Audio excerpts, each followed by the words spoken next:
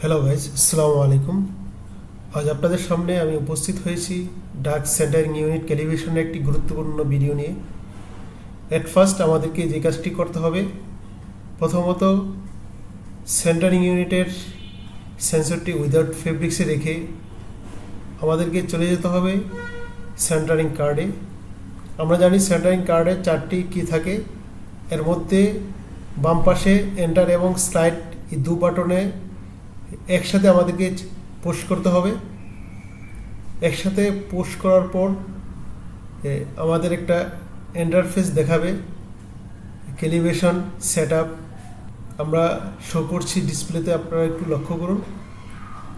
একসাথে আমরা দুটো বাটনে একসাথে পুশ করছি, ক্যালিব্রেশন চলে আসছে, আবার এন্টার চাপ দিছি।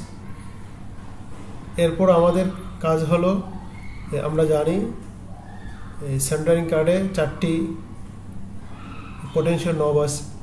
এই নবগুলো আস্তে আস্তে ঘুরাবো, আর আমরা ডিসপ্লেতে দেখতে পাবো 4টি ব্লক নাম্বার আছে।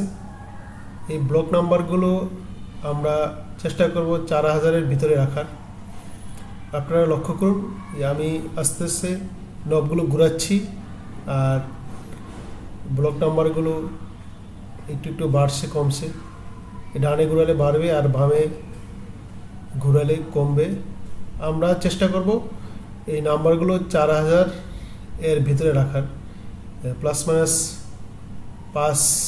5 হলে সমস্যা হবে না, তবে 4000 যদি আমরা রাখতে পারি, 4000, 5, 2, 3 এরকম যদি আমরা রাখতে পারি, আমাদের ক্যালিব্রেশনটা পারফেক্টলি হবে।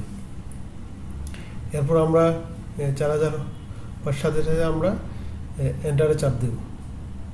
আপনারা একটু দেখুন যে আমি কীভাবে কাজটা করছি। 4000 যখন 4টে 4000 হয়ে যাবে, এরপরে দেখুন আমরা এন্টারে চাপ দিচ্ছি। এরপর আমাদের এরকম একটা ইন্টারফেস চলে আসবে।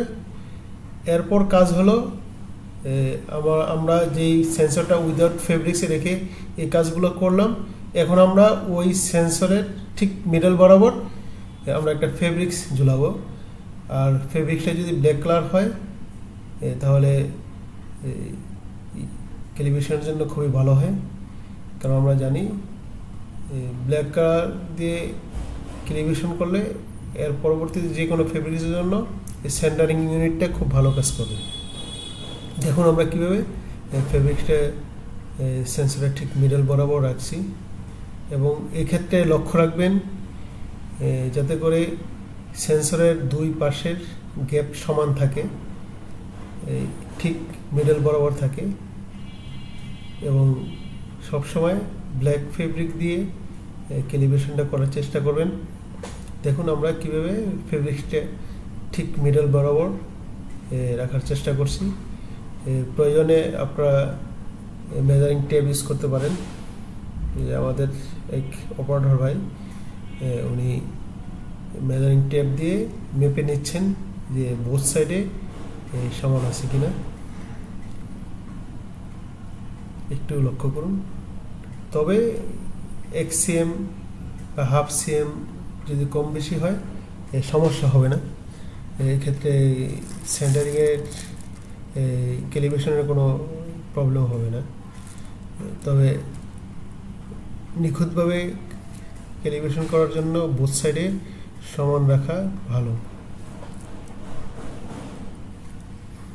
বোথ সাইডে সমান যখন হয়ে যাবে, তখন আমরা আবার চলে যাব সেন্টারিং কার্ডে।